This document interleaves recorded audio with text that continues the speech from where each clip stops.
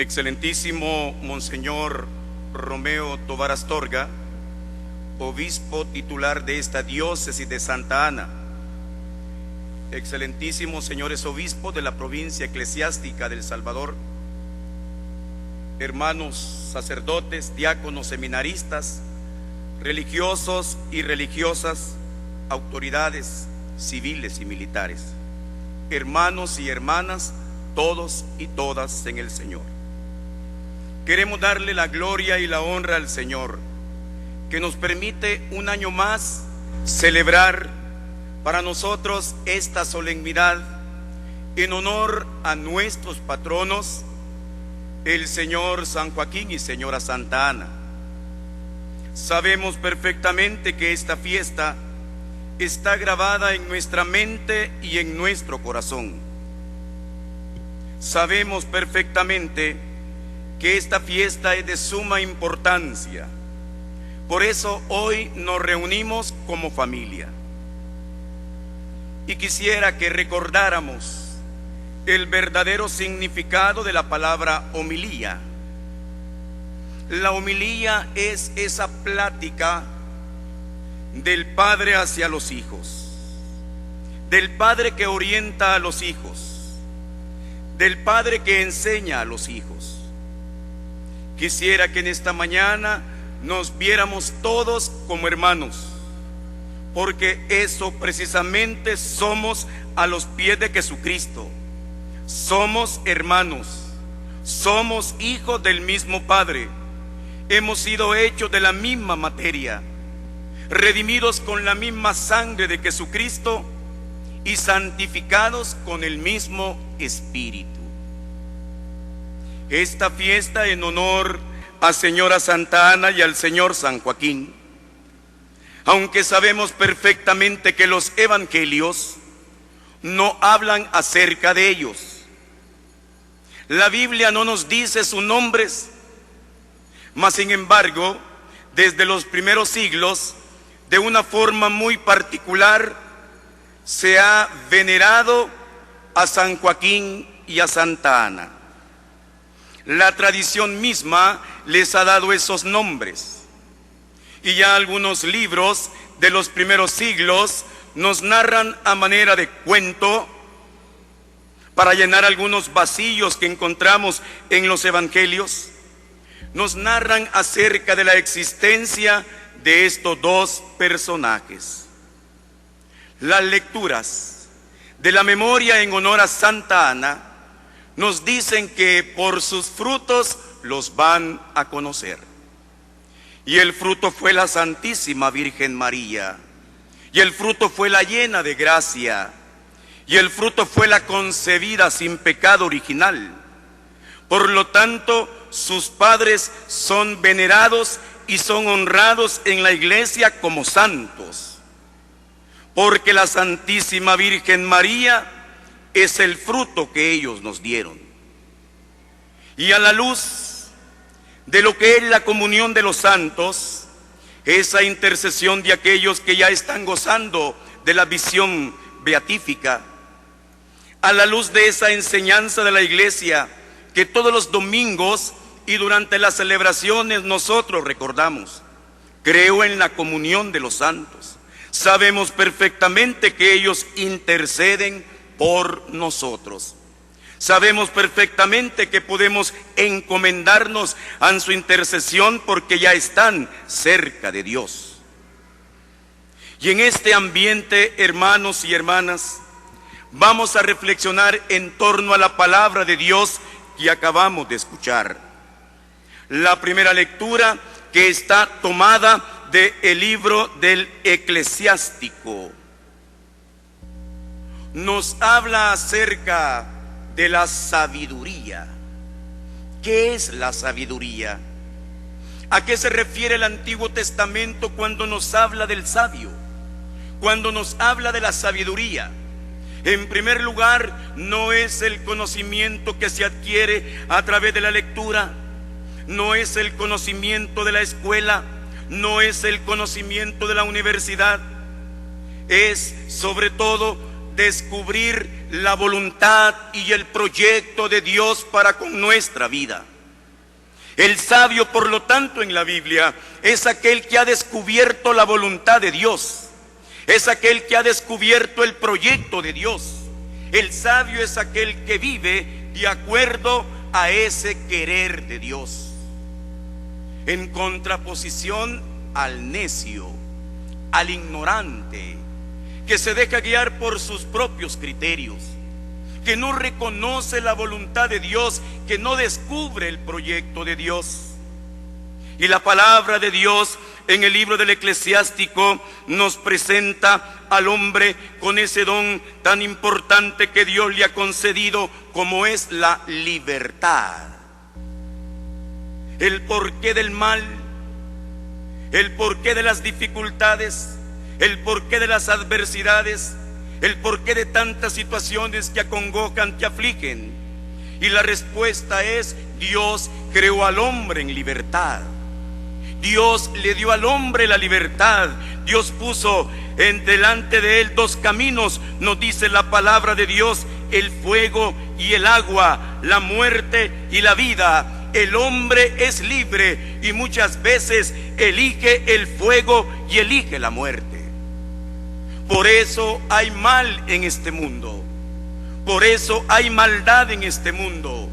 El que no ha querido entender, el que no ha querido conocer el proyecto de Dios, el que no ha querido vivir de acuerdo a la sabiduría de Dios, es el que elige el camino del mal, es el que elige el camino del fuego. Dios no quiere que suframos. Hay un dolor que no viene de Dios, sino que es fruto de las malas decisiones de los hombres y del apartarse de la voluntad de Dios. Y cuántas veces, hermanos y hermanas, ese mal salpica. Y cuántas veces, hermanos y hermanas, ese pecado, como lo ha llamado la doctrina social de la iglesia, se convierte en un pecado social. Porque mi pecado incide en otros, porque mi pecado hace daño, el pecado que siempre es personal, porque una sociedad como tal no puede pecar. Es el hombre el que peca. Y ese pecado incide en otros, y ese pecado tiene repercusiones. Qué importante es cumplir la voluntad de Dios.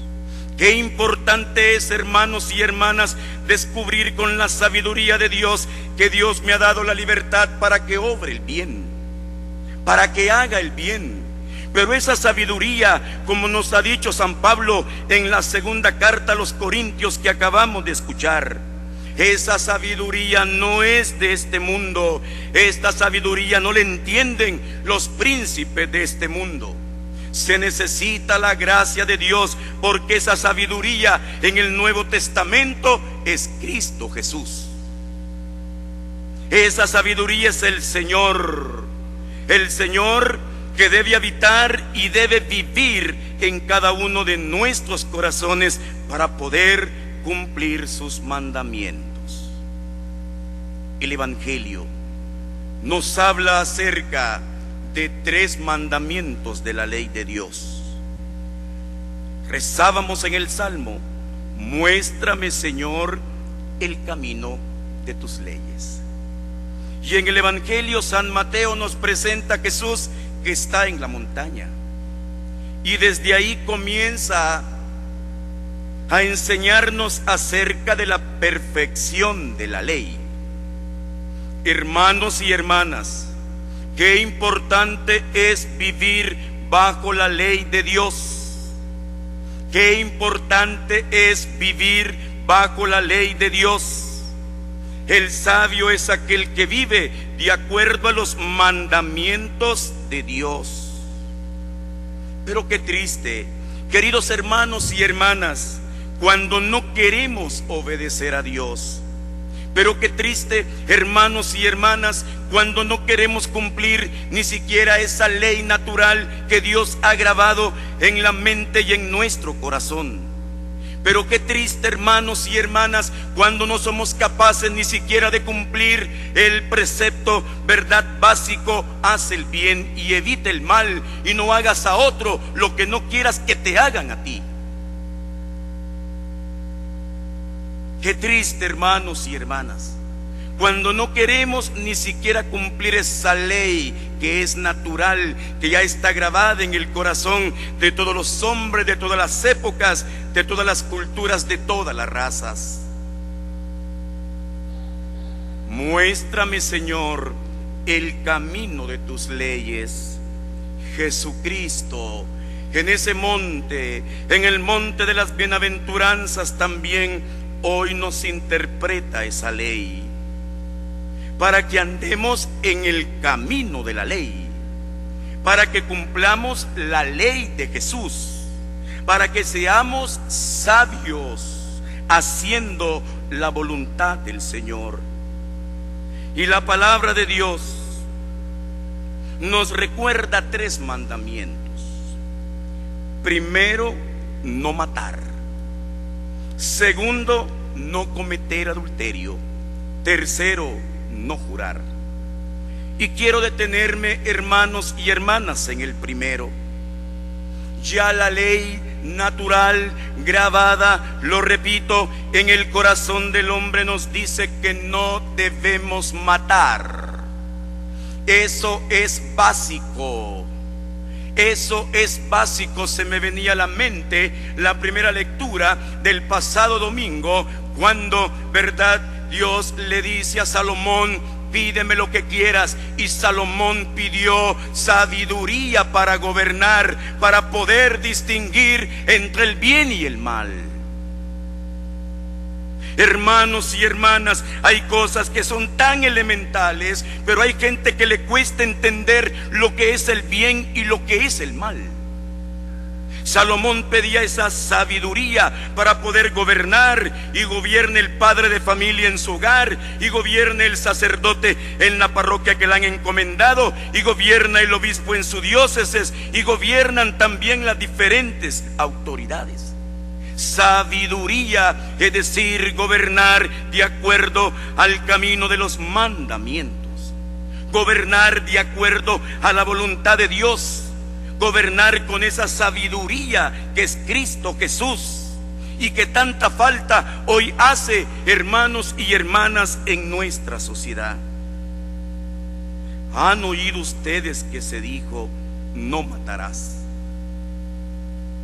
Esta mañana hice el esfuerzo por no querer ver ni escuchar noticias. Hice un esfuerzo grande, pero, hermanos y hermanas, no pude. ¿Cómo nos cuesta a los salvadoreños cumplir este mandamiento? En una sociedad marcada por la violencia, en una sociedad donde los muertos los contamos a diario. Ya estamos cansados de ver que se embolsan los cadáveres como perros. Ya estamos cansados de tanta muerte.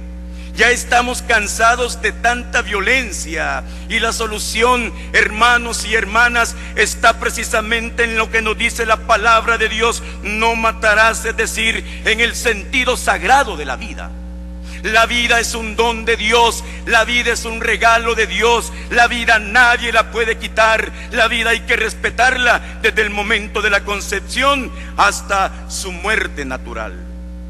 Tenemos que respetar la vida, tenemos que amar la vida, tenemos que reconocer el valor sagrado de la vida, por el cual vale realmente la pena luchar, por el cual vale la pena sacrificarse. Y a veces esto, queridos hermanos y hermanas, no lo entendemos hasta que nos toca cerca, hasta que nos toca en un familiar, hasta que nos amenazan, pero por lo demás no lo entendemos o queremos cerrar los ojos.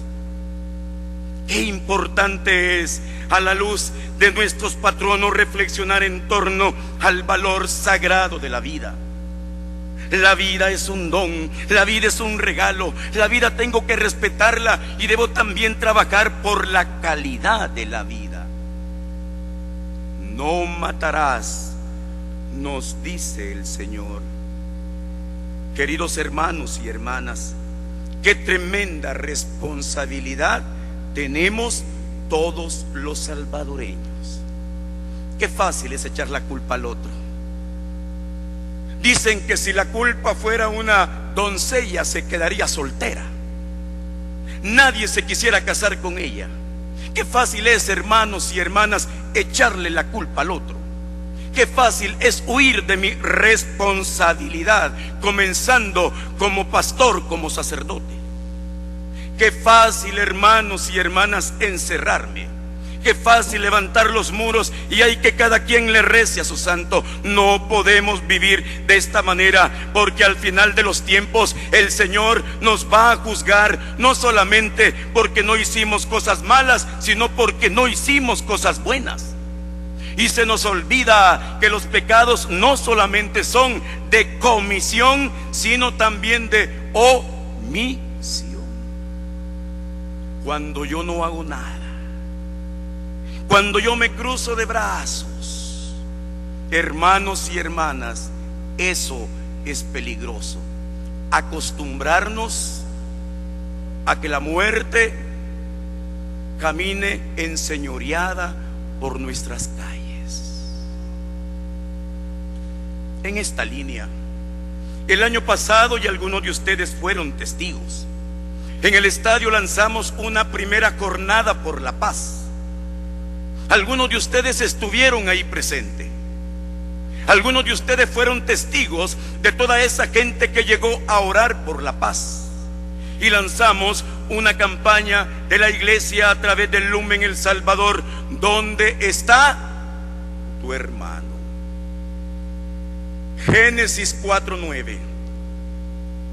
Las palabras que Dios le dirigió a Caín después que mató a Abel. ¿Cómo le dijo Dios? ¿Dónde está tu hermano? ¿Dónde está tu hermano? Y Caín le va a responder: ¿acaso soy yo el guardián de mi hermano? La indiferencia, el no querer hacer nada, el no querer esforzarse, el que otros lo hagan, hermanos y hermanas. ¿Dónde está tu hermano? El Señor nos sigue interpelando. Y sabemos perfectamente que esta mañana, si yo estoy aquí, es porque Dios así lo ha querido, porque Él me eligió a través de mi obispo para que me dirigiera a ustedes. Y el Señor nos está interpelando a todos los salvadoreños. Y el Señor interpela a los fieles, y el Señor interpela a las autoridades, y el Señor nos interpela a nosotros, los clérigos. El Señor nos pregunta: ¿dónde está tu hermano? Porque como reza el canto que se utilizó para ese día: es tu pueblo, es tu sangre, por Dios basta ya. Nos estamos matando entre nosotros, nos estamos destruyendo entre nosotros. Hermanos y hermanas, hoy el hombre se postra ante esos ídolos que están acarreando la muerte, como son el dinero, el poder y el placer.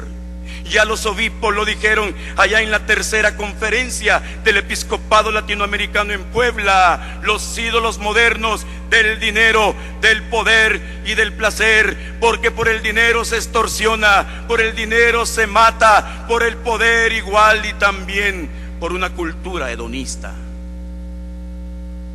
Hermanos y hermanas, todos esos que están muriendo son nuestros hermanos, tienen mi sangre, son nuestro pueblo. Por Dios basta ya. Si el Señor viniera en este momento y nos preguntara: ¿qué estás haciendo por el cese de la violencia? Si el Señor viniera en este momento y nos preguntara: ¿qué estás haciendo por hacer vida ese mandamiento, el quinto, que nos dice que no hay que matar? ¿Cuál sería nuestra respuesta? Solo Dios y en nuestra conciencia está, hermanos y hermanas. ¿Dónde está tu hermano? Porque no solamente es culpable, el que empuña un arma para matar, para asesinar, sino también aquellos que pudiendo hacer algo, no lo hacemos. No solamente es culpable de esta situación los que se dedican al narcotráfico, los que se dedican a la venta de armas. No solamente ellos, repito, el que empuña un arma, sino que aquellos que no queremos hacer nada, sea por miedo, por cobardía o por complacencia. Queridos hermanos y hermanas, la palabra de Dios debe tocar fuerte nuestro corazón en este día. Y nos hemos quedado solamente en lo que mandaba la ley. No hemos profundizado en el enojo, en el insulto y en el desprecio, que también es un atentado contra ese quinto mandamiento. En esta línea de la campaña El Salvador es Vida, en esta línea de la primera etapa, ¿dónde está tu hermano?, en el mes de mayo también realizamos una ruta de la vida. Y nuestro pastor Monseñor Romeo Tovar Astorga, juntamente con un equipo de sacerdotes y un ejército de laicos, fuimos a 6 municipios de Santa Ana todos los días. En Aguachapán, en Chalchuapa, en Candelaria, en Texis, en Metapán, en Santa Ana. Fuimos a los parques aún bajo las inclemencias del tiempo, predicando con autoridad, con agresividad la palabra de Dios y llevando la presencia de Jesús sacramentado. Hermanos y hermanas, solamente Cristo puede salvar este país, amén. Solamente Cristo puede salvar a El Salvador. Solamente Cristo puede salvar esta sociedad. Y ese es precisamente el cambio que hoy necesitamos. La Biblia lo llama metanoia, lo llama cambio de mentalidad, en la conversión a Jesucristo. El beato Juan Pablo II lo dijo la primera vez que vino bajo las balas.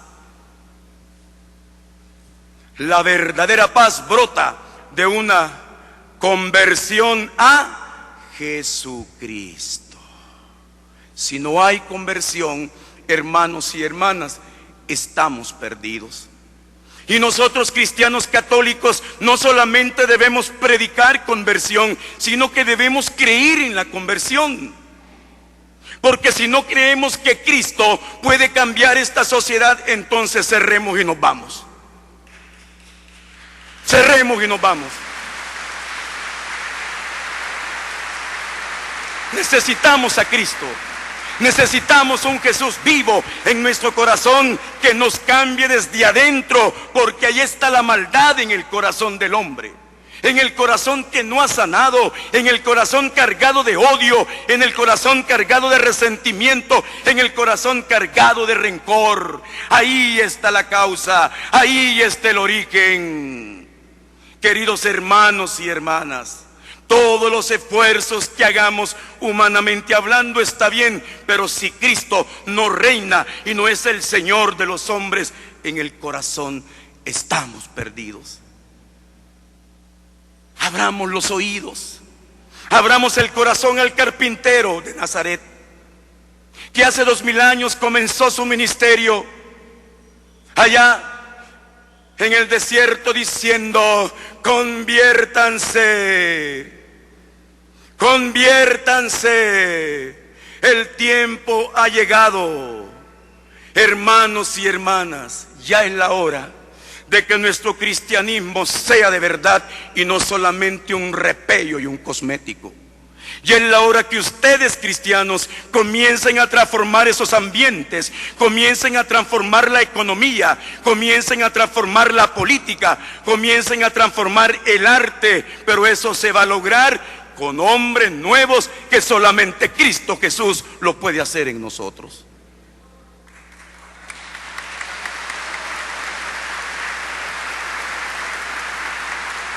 Hermanos, esa es la sabiduría que necesitamos. Es Cristo Jesús en nuestras vidas. Y de ahí vendrá todo lo demás. Y ahí vendrá todo lo demás. Como los hechos de los apóstoles, mire, primero aceptaban, recibían a Jesús y luego ponían sus bienes a disposición de los demás. ¿Queremos que haya un cambio social? Claro que sí. ¿Queremos que haya un cambio en nuestra sociedad, en las estructuras? Claro que sí. Pero primero tenemos que cambiar nuestro corazón. Si no, nos convertiremos en filántropos, hacer al hombre, hacerle el bien porque es hombre. Y entonces, hermanos, nosotros daremos casitas, nosotros daremos comidita y nuestros hermanitos se irán a otras iglesias para que ahí les den a Cristo. Porque lo que realmente puede hacernos más justos es Cristo. Porque el que nos puede hacer más solidarios es Cristo. Porque el que puede tocar nuestro corazón egoísta, duro, como una moneda de a 25 centavos de dólar. El único que lo puede cambiar es Cristo, y eso si nosotros se lo permitimos. Queridos hermanos y hermanas, esa es la sabiduría de Dios. Ese es el mensaje que el Señor quiere dirigir a cada uno de nosotros. ¿Dónde está tu hermano? Y el pasado 1 de julio comenzamos la segunda fase. Estoy aquí. Los que venían de San Salvador habrán visto las vallas publicitarias que dice: estoy aquí, Dios. Isaías 58 del 7 al 9, donde el Señor nos dice lo siguiente: en medio de esta situación, hermanos y hermanas, entonces tu luz surgirá como la aurora y tus heridas sanarán. Tu recto obrar marchará delante de ti y la gloria de Yahvé te seguirá por detrás. Entonces, si llamas a Yahvé, responderá cuando lo llames: estoy aquí. No tenemos que perder la esperanza.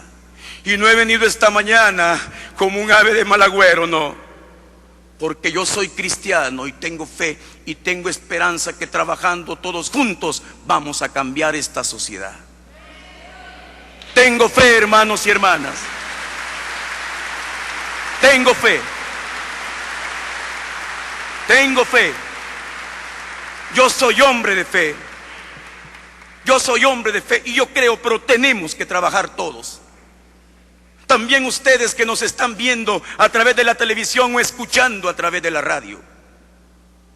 No tengas párpados en los oídos.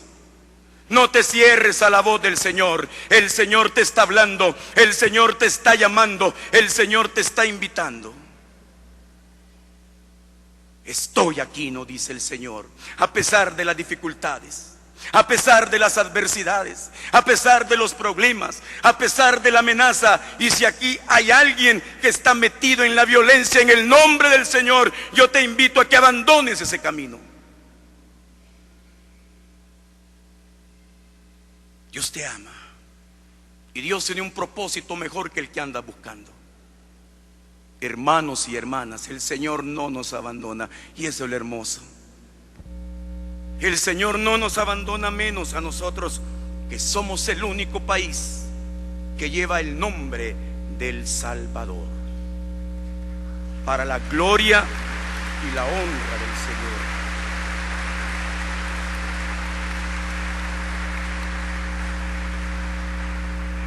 Hermanos y hermanas, la palabra de Dios no es alienante.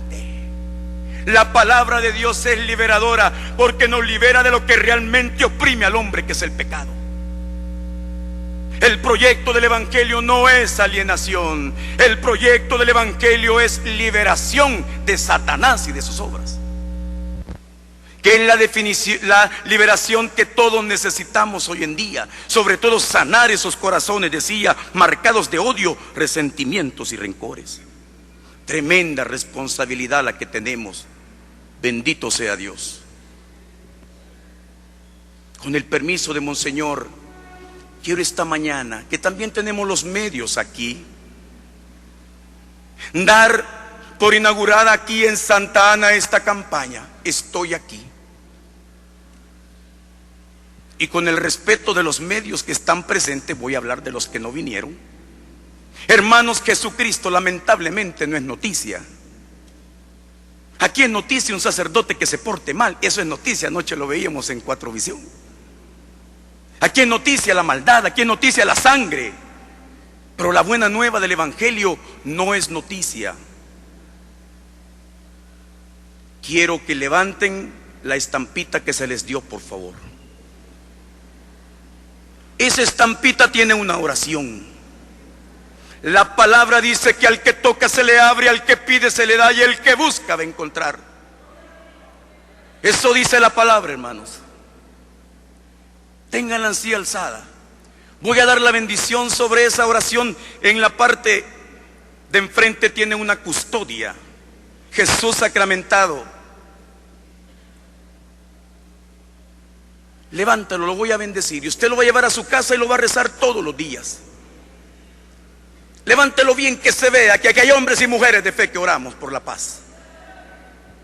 Dios Padre Todopoderoso, te pedimos en esta mañana que derrames tu bendición sobre estas estampas y esta oración. Y haz que aquellos, Señor, que vamos a orar con fe, logremos un día obtener la tan anhelada paz y el cese de toda manifestación de violencia, y confiemos en esa presencia de Jesús que vive y reina por los siglos de los siglos. Ahora póngase los que están sentados de pie, vamos a recitarla todos juntos. Gracias. Todos. Señor y Dios nuestro, recurrimos a tu misericordia infinita y a tu infalible justicia desde esta patria que lleva tu divino nombre. Te imploramos el cese de toda manifestación de violencia que tanta sangre inocente ha derramado sobre esta tierra bendita, consagrada a tu corazón y al de nuestra Reina de la Paz. Suplicamos que este grito de angustia y dolor que hoy elevamos a tu presencia regrese como lluvia de gracias que permitan reconstruir a tu pueblo sobre una sólida fe como base, para que sembrando bajo el brillante sol de la esperanza podamos cultivar y ofrecerte una abundante cosecha de jugosos frutos del amor en unidad fraternal. Amén. Y ahora voy a pedirle al ministerio que interprete el tema ¿Dónde está tu hermano? Yo sé que se lo saben. Amén. Dice: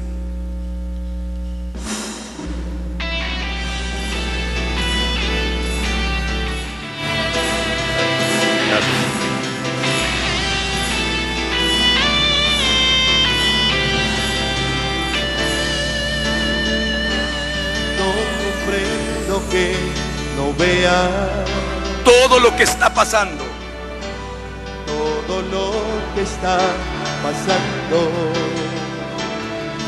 No destruyas, no destruyas más la vida. Dios te ofrece la salida. Dios te ofrece la salida. Cuánto duele ver a madres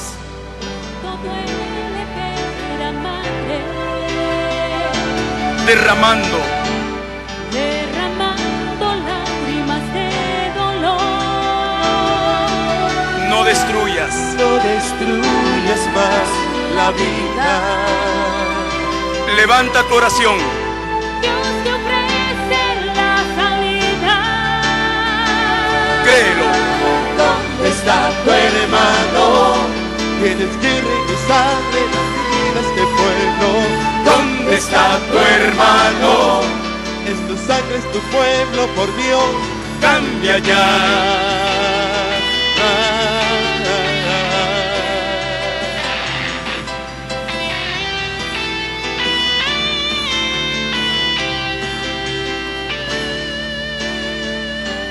No comprendo que no vea todo lo que está pasando. Todo lo que está pasando. Clamemos todos, no destruyas. No destruyas más la vida. Dilo, Dios te ofrece la salida. Dios te ofrece la salida. está tu hermano?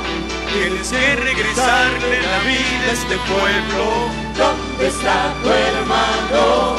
Es tu sangre, su pueblo, por Dios, cambia ya.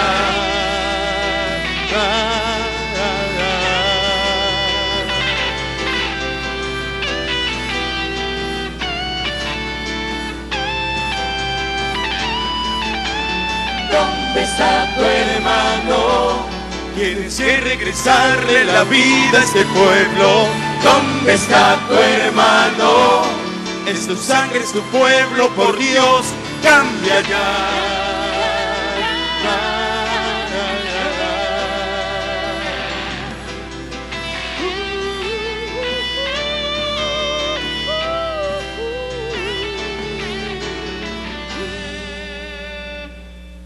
Vamos ahora a pasar a la segunda parte de la celebración eucarística.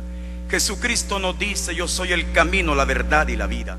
Y esa vida se hace presente en la mesa del altar, que se convertirá ese pan y ese vino en su cuerpo y en su sangre. Amén.